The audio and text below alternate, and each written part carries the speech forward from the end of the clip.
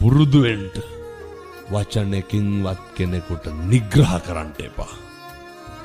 ඔය සමහර උදවිය කියනවා නේද? මං ඒ කියන විදිහටම කියන්න. ඔවුන් අපේ ඇස් ඉස්සරහැම විඳවන්න ඕන කියලා කියනවනේ. වෛරක්කාරයන්ට තරහකාරයන්ට දෙස් දවල් තියෙනවනේ. කවදාවත් කියන්න එපා. දැකලා තියෙනවද අර අබ්බගාත ළමයි උපදිනෝ? දැන් ඒ දෙමව්පියෝ කවුරු ඉස්සරහද විඳවන්නේ? මේ අපි ඉස්සරහනේ විඳවන්නේනේ. මට ඉන්නවනම් අබ්බගාත දරුවෙක් මම විඳවනවා කියනවා නේ. ඔවුන් මේ ඇස් ඉස්සරහ විඳවන්න ඕන කියලා අපි